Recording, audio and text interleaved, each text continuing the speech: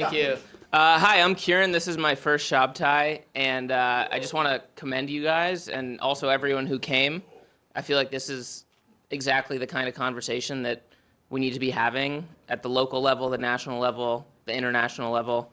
My question for the rabbis is, how would you counsel American Jews and non-Jews alike who are horrified by the rise of anti-Semitism and committed to combating it and calling it out, and also horrified by the actions of the Israeli government and committed to expressing their opposition?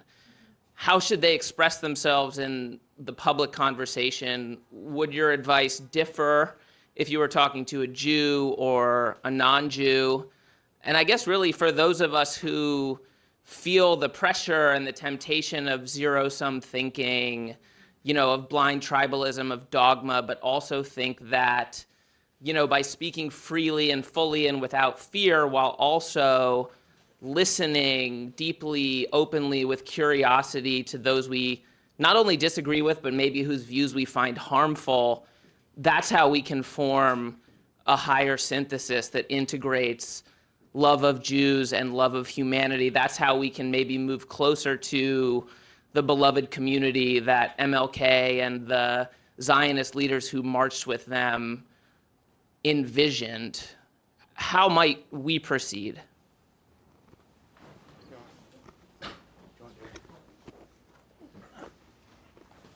Well, I'll just, it's obviously a very complicated question. And I can't, it requires hours and hours and weeks and months. But let me just say this. Personally, I believe in free speech. I think people should and have a responsibility and even an obligation to speak out when they see what they consider to be a wrong. I don't consider anybody beyond criticism. As I mentioned before, and the book that Shmully is talking about is just an entire book about lobbing arguments back and forth and debate. So I believe all that. And I think on campus too, students should have, of course faculty, but students should have the right to free speech and criticize. And I have, it's less in vogue now. When I was growing up, the liberal response to hate speech or bad speech, we said more good speech, right? That was the liberal response. So part of me still believes that.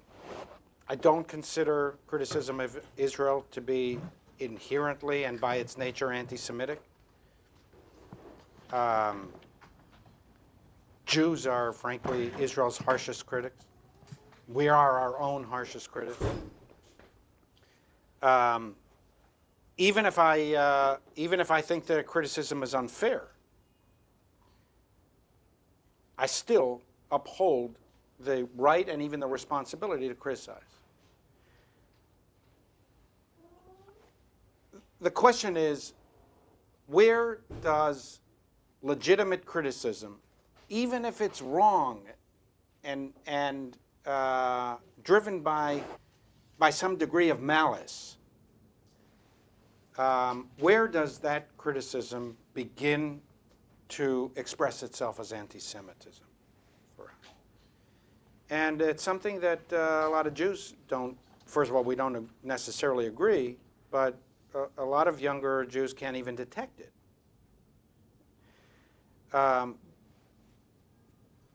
So I believe in dialogue too. So I would love to sit down with people who disagree with us, including activists from the Palestinian community, and I will countenance their argument. I'll listen to the narrative, the Palestinian national narrative. I will reflect on whether a ceasefire could have been implemented earlier. I will take into account their views, learn it or not, on how they would have conducted the military campaign that would have reduced civilian casualties while still preserving Israel's security interests. I would listen to all of that. And chances are I would disagree with a lot of it, but it's all legitimate. And no country is beyond criticism. But if you ask those protesters, if you listen to them carefully, they, generally speaking, okay, so you might be able to find exceptions, but generally speaking, they do not advocate coexistence. They talk about from the river to the sea, whether you consider that anti-Semitic or not. They talk about one state. They talk about genocide. They talk about apartheid. They talk about colonialism. And that's where legitimate criticism stops. And frankly, that's where a productive dialogue stops, okay?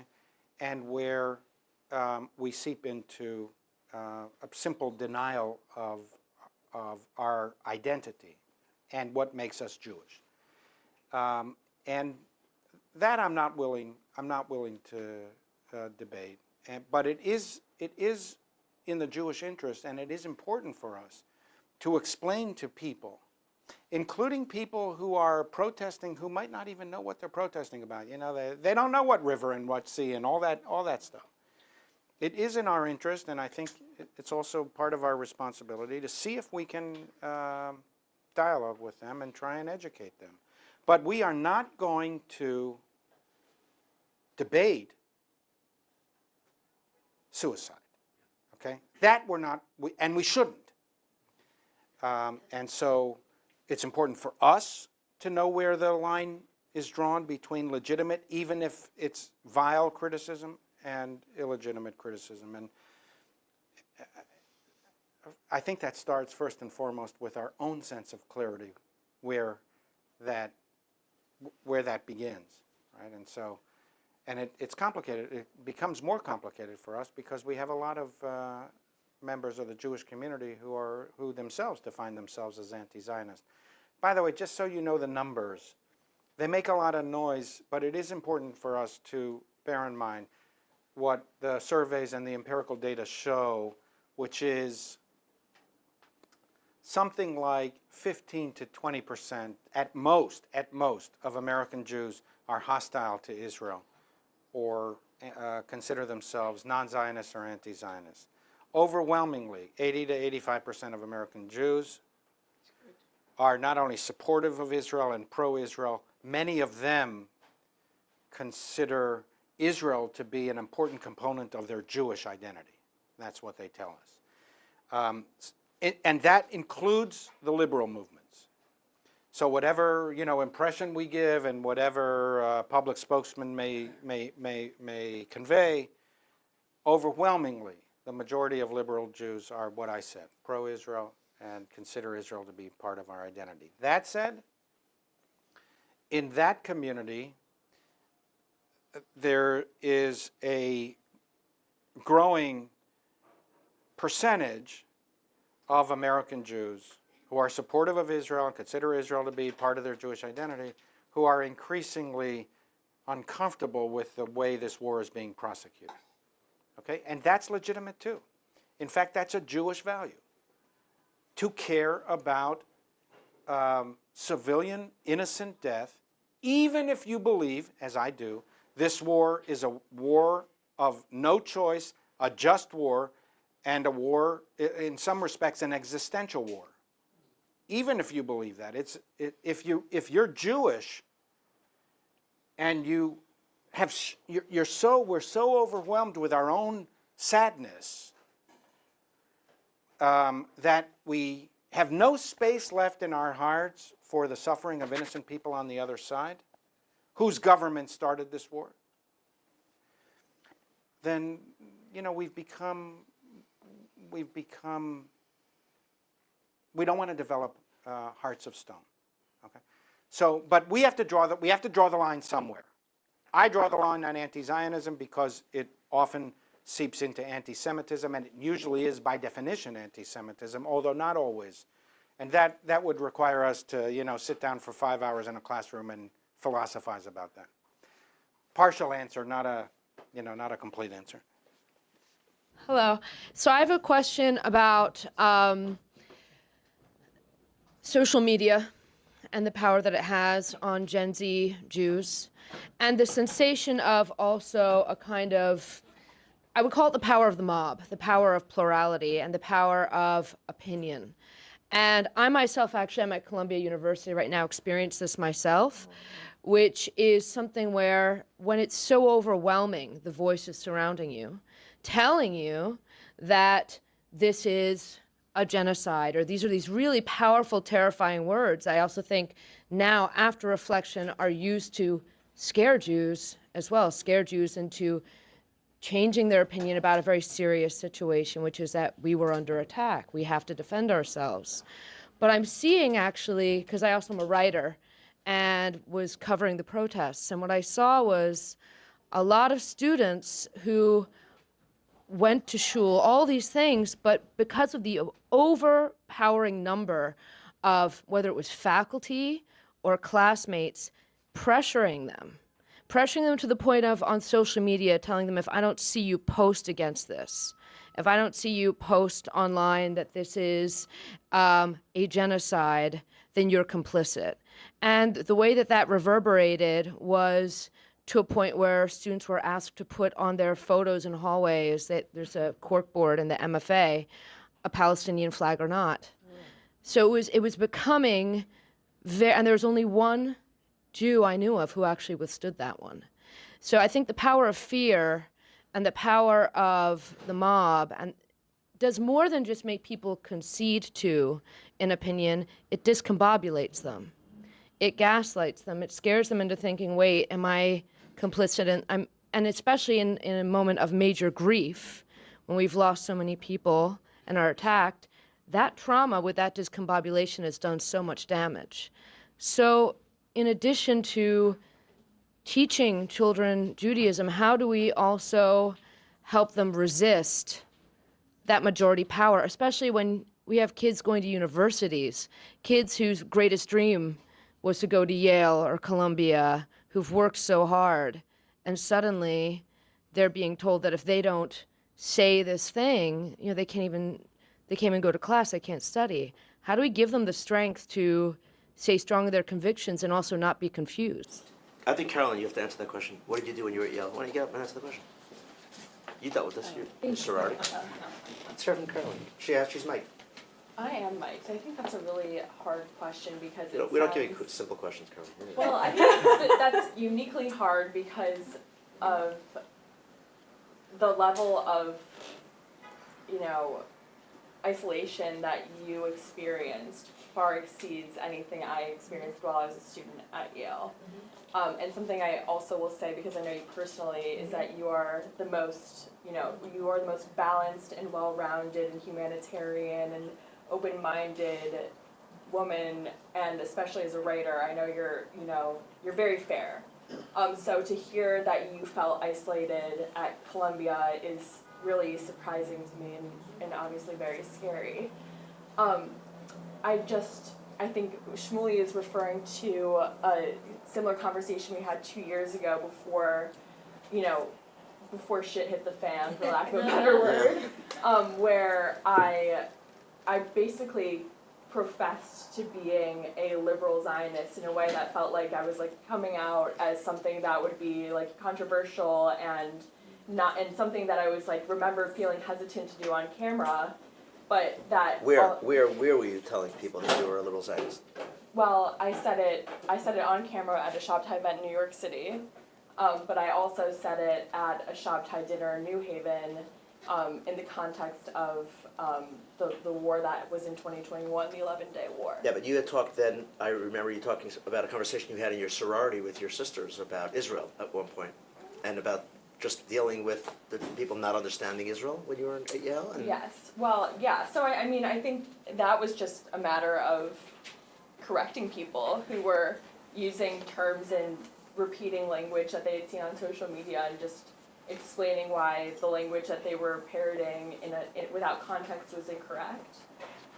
And so I feel like it was a very small step compared to what you're describing, but being able to, think critically and assess every, nugget of fact, in a nutshell of how it's being said, in the context by which it's being said, and to be able to evaluate for yourself whether or not it's true or rings true is, kind of how I personally. Zach, you want to add something? Get up. If it's yes, if it's no, get up and do it anyway.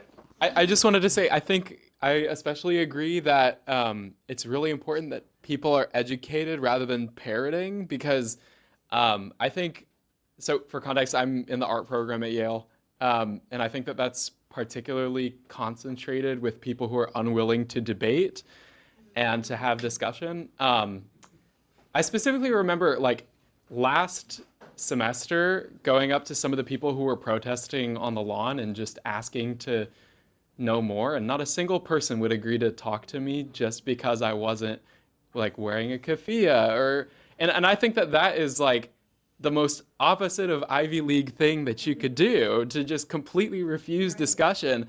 And then the real discussion happens on social media, and people, like you said, are parroting or reposting or retweeting, and I think it's kind of mindless. And I think in the art program especially, I think, with the department, for instance, saying that, this is our stance or our interpretation of Yale's free speech policy. Oh, and by the way, you can't express support for Israel. I think that is the most unlike an Ivy League school you could possibly be. So from my perspective, I mean, it's completely what you described. I think it's kind of tranquilized a little bit this year, which is also ironic because people were saying that we won't rest until Yale divests. Yale still hasn't divested, and they are resting. But I mean, it's still there. Can I make a point about this? I don't need the mic, I don't think. I think it's important, though, in this discussion, and I'm a product of one of these institutions. It was very different in my day, of course. I think it's important to bear in mind that Jewish academic leaders, Jewish donors, Jewish faculty members played an extraordinarily significant role in transforming these institutions into the cesspools of anti-Semitism that they have become. Okay? If you see the experience of Erwin Chemerinsky, who is, I think, now the dean at Berkeley Law School, he was shocked.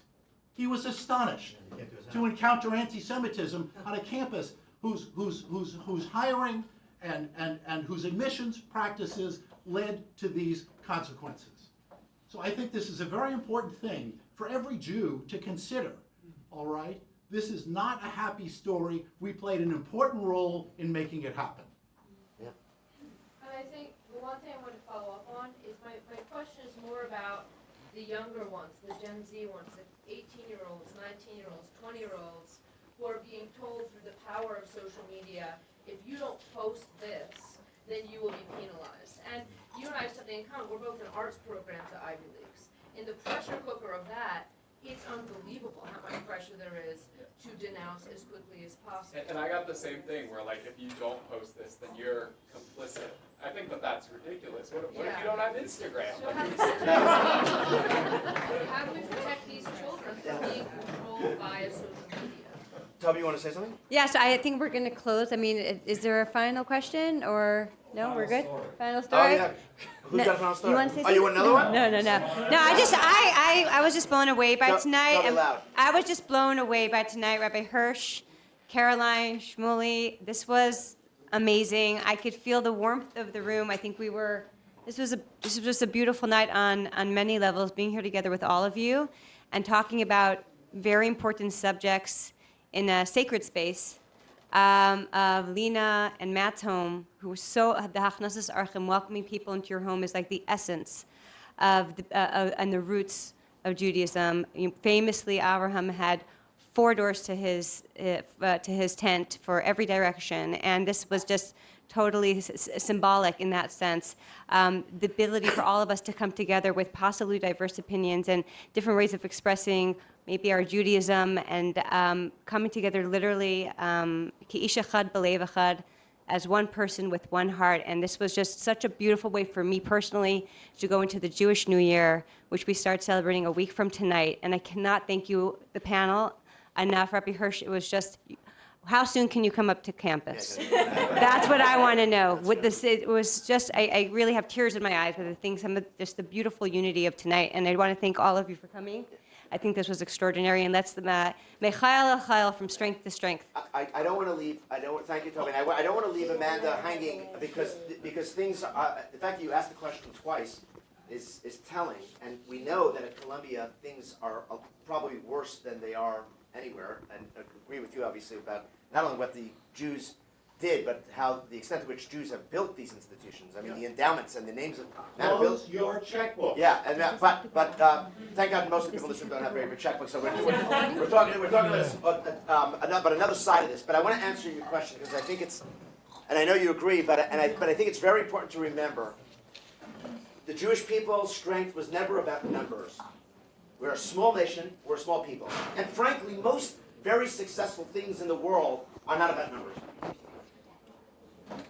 You work at a small boutique law firm, but there's only one, and everybody knows that firm. Even at Yale Law School and at Harvard Law School, and at Columbia and NYU, they know there's a coveted spot there. So numbers are wonderful. The Jewish people, our history was not only not about our size, but it was the opposite. We were small. The Torah tells us over and over and over again. We're the smallest among the nations. God blessed Esau, Yaakov's brother, with much more land than he gave us, much more riches than he gave us, much more produce and agriculture and farming. Look at the Arab world, right? And he gave us a small piece of land. We're a small people. That was our blessing. That's A. Therefore, watch the way the blacks went into the lunch rooms, the Woolworths and the lunch counters in the 60s. The heroic ones who sat there when they weren't letting black people into those restaurants. And they sat there nonviolent. And there weren't a lot of them. But they stood there and they said when they come, they're going to hit you, they're going to beat you. Don't hit back. And let them carry you out. And they carried them out. And they carried them out. They carried them out. You know what eventually happened? Eventually the world changed. Because the truth is more powerful than a million lies. TikTok and Instagram and thousands of people who won't even have a conversation with Zach because they're intimidated by Zach because they know Zach is smarter than them. Zach knows the answers. Zach is going to challenge them intellectually. You're at Yale. You can't stand up to a conversation, to a real discourse, so you're weak. And all you can do is scream. When you walk up to them, I've done it over and over to these demonstrations with my talis on Shabbos coming out of shul. I always go with my talis. And I even put my tefillin on. And I walk into the demonstrations, and I look them in the eye. They start to shake. Guys twice the size of me, surrounded by 50 people. I'll go alone. And you look them in the eye, they see the Jew. And what do I represent? You're not going to stand here and preach hate. You're not going to stand here and tell me that I don't have a place, or the Jewish people don't have a right to a homeland, or that, God forbid, we kill children indiscriminately. Because the facts are the facts. You can scream it, you can write about it 1,000 times at the front page of the New York Times. It's not who we are. So we know who we are. We know what our values are. If we don't, we should study them and appreciate them and learn them and go to shul, whatever shul, take a class and open a book. It's not about numbers. It's not about noise. Warren Buffett, Igor, you wanted a story. Don't listen to the noise. If you trade stocks on CNBC's news, you're going to blow up your account very quickly. Very quickly, because the market fluctuates like this. Okay? Warren Buffett says, I know people are going to buy toothpaste for the next 1,000 years. I buy my toothpaste stocks when everybody's throwing their toothpaste stocks down because there's the market had a bad day and there's blood in the streets, right? And there's certain things that people can still brush their teeth. So there's certain you have to connect yourself with anchors that are real and true and honest and long term, back in history and future history, and you got to ignore the noise because the noise is just going to. It's just going to, like you say, it's going to drive you crazy. And you got to go into small groups and fortify yourself and solidify small groups that are not going to be afraid and are going to call it out for what it is. Some people you argue, some people you can't argue with them. You know, and those people, the Jews who got on the buses and went down to the south, and they got some of them got killed. But how many were there? The Freedom Riders. I mean, what is it? We're talking about a few hundred people. They changed the whole country. Look at any battle, any challenge, any great revolution, even in the last 100 years. Forget about the last 1,000 years. It happened because a small group of people. We're here tonight. Reality is, we're here tonight with the people that we're here with, because I got one WhatsApp sent to me on a 2-minute clip of your film. And I bumped into the two of you at an event a few days later, and I put 2 and 2 together. Because God just put it in the right thing. So what does that mean? But you're going to go back tomorrow to your shul. You have thousands, how many thousands of families are there? And then the Reform movement, right? I mean, you got half Manhattan. You know, even if we cut with the park right down the middle, let them have a little piece. But the whole Reform movement, every one of us has an office. You run the biggest PR firm in the world. Renee Edelman. Yeah, announce yourself. I mean, what is Renee Edelman for the biggest PR firm in the world? And Israel has a PR problem? I mean, how could that be? Should get them back. When are you coming back? Yeah, coming back. Renee, if you go into corporate tomorrow, just sit down with the board of directors of Edelman and say, we're going to take Israel on. Yeah, everybody knows. What do they know? Israel has a PR problem. Who in the world can fix it if not the Edelmans? Yeah, so I'm telling you, so what are we going to do about it? About the TikTok problem? They do $1 billion a year in billing for people who spend money on TikTok. They'll figure it out.